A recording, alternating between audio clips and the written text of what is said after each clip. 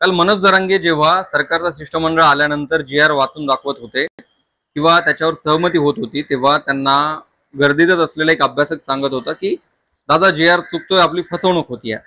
त्याच्यावर मनोज जरांगेने उत्तर दिलं की तुला जास्त कळतं का, मी सगळ्यात मोठा अभ्यासक आहे. ते अभ्यासक होते योगेश केदार, ते आता माझ्यासोबत आहेत. त्यांनी काल जी प्रतिक्रिया दिली होती की या जी आर मधून मराठ्यांची फसवणूक होऊ शकते, आपल्याला जे हवं ते मिळालेलं नाहीये, तेच आज बाकीचे अभ्यासक सुद्धा बोलायला लागलेत. काल अर्थातच योगेश केदार यांच्यासोबत जे घडलं त्याच्यामुळे कुणीही तिथे बोलण्याचं धाडस केलं नाही त्या प्रकारामुळे. मात्र आज सगळे बोलतात योगेश केदार आता माझ्यासोबत आहेत.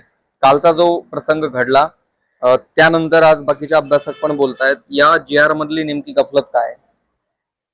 हे बघा, आरक्षणाच्या बाबतीत आणि ओबीसी मधल्या आरक्षणाच्या बाबतीत महाराष्ट्रामध्ये सगळ्यात जास्त जनजागृती करणारा मी एक तरुण होतो. मराठा समाजाचा एक सच्चा म्हणजे पाईक होतो.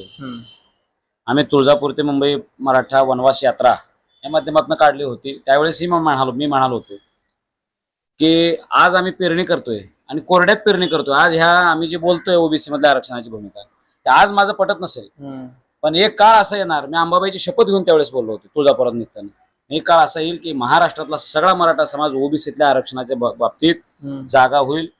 आणि आम्ही आझाद मैदानाला आलो, 100 दिवस चिखलात बसलो, पावसात लोळलो, इथं सगळ्या गोष्टी केल्यात.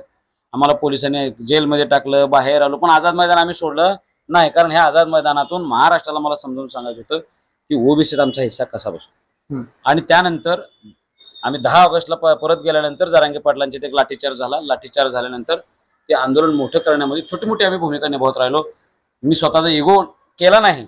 त्यानंतर मी जरांगे पाटलांच्या पाठीमागं जेवढी माझ्यानं शक्य आहे तेवढी ताकद लावायचा प्रयत्न केला.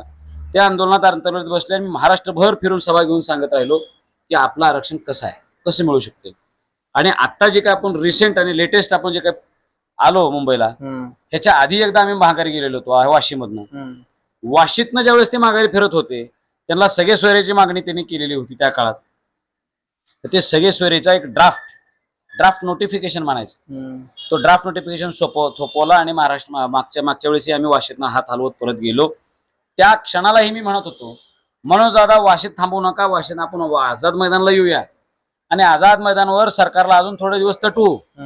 आज सरकार झुकायला आले, गुडघ्यावर आलेलं आहे, आपण इथं येऊन थांबा म्हणून मी आव्हान आझाद मैदानावर करायचो. पण काही अभ्यासकांनी त्याही वेळेस मनोज दादांना आमचं फसवलं.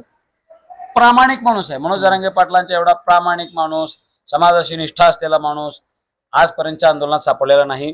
आणि एक उत्तम आंदोलक म्हणून मनोज दादांची नोंद महाराष्ट्राच्या इतिहासात राहील, यात काही शंका नाही. पण कायद्याच्या कचाट्यामध्ये त्याही वेळेस सरकारनं फसवलं, याही वेळेस फसवायला सुरू केलेली होती. आणि तो त्या क्षणाला जागं करण्याचं काम मी करत होतो. आणि मनोज जरांगे पाटलांनीच मला सांगितलं होतं की योगेशराव, हे तुम्ही बघा, यात काय काय कमी जास्त आहे का किंवा काय आहे. मला जबाबदारी दिल्यानंतर माझी जबाबदारी होती की मी काही झालं तरी मी सत्य सांगत. मी एक वकील आहे, कायदा कळतो, कायदा बनवण्याची प्रक्रिया माहित आहे, कोर्टात कसं काय केलं जातं ही प्रक्रिया माहित आहे. आणि आता जे काय सरकारने करून आणले, मला त्यातला डेप्थ आला. त्यामुळे मी कळालं की अरे ह्यात फसवणूक व्हायला दादा, थोडं 5 मिनिट थांबा, सरकारला आपण काही प्रश्न विचारू अजून, त्यानंतर निर्णय घेऊ. पण याही वेळेस काही अभ्यासकांनी, काही सरकारच्या दलालांनी मनोज जरांगे पाटलांची दिशाभूल केली असावी आणि मनोज दादांनी माझं ऐकून घ्यायचं बंद केलं. ते ऐकले नाहीत, मला तिथून काढा म्हटले. मी डी मध्ये झोन मध्ये बसून राहिलो.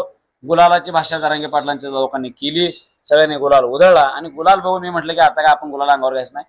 मी गेलो आणि आम्ही जाऊन मस्त कॉफी पिली आणि मी सांगितलं महाराष्ट्राला की सरकारनं ह्या भोळ्या मनोज दादाला फसवलेला आहे.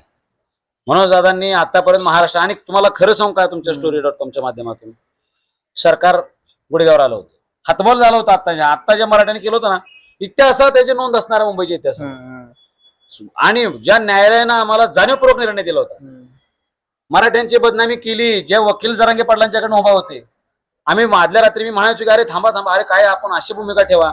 न्यायालयात जे काही प्रश्न उपस्थित केलेले आहेत त्या लोकांनी की मराठ्यांची बदनामी करण्यासाठी जाणीवपूर्वक काही व्हिडिओ क्रॉप करून काही करून दाखवायला लागलेत. आपण हे चांगले व्हिडिओ सुद्धा दाखवा. पण त्याही वेळेस मला डावललं जात होतं. मला लक्षात येत होतं की योगेश केदारला या सीन मधनं बाहेर करायचं आहे.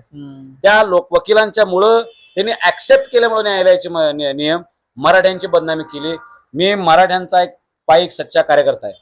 माझा बाप शेतकरी होता, मी गरजवंत मराठ्यातला, आजही माझा भाऊ शेती करतोय, गुरं राखतोय गावात, माझा भाऊ एसटीत काम करतो, आम्ही सुद्धा काय, मी भाड्याच्या खोलीत राहतो आजही, मी राजकारणात जरी असलो तरी समाजाच्या गोष्टी केल्यामुळे मी राजकारणातला लाभ 1 रुपयाचा घेतलेला नाही आणि मी लढत राहिलोय. कालही माझ्या राजकारणावर मी पाणी सोडून उभा राहिलो. माझी फक्त एक विनंती होती की दादा, या ठिकाणी देवेंद्र फडणवीस फसवायला लागलेले आहेत, ते काय कायद्याची भाषा करायला लागले ते मला लक्षात आले. आपण थोडे वेळ थांबू, जरा वेळ थांबू. मी रडलो जरांगे पाटलांच्या पुढे, मी पाय पडून त्यांच्या रडलो काल, विनंती केली दादा थोडे वेळ थांबा. ते विखे पाटील सुद्धा म्हणत होते हा जाऊ दे असं थांबा, इशारे करत होते. मी म्हणलं नाही, माझ्या जातीचा विषय आहे, तो सदावरती हसल उद्या, तो हाके हसल आज ना उद्या.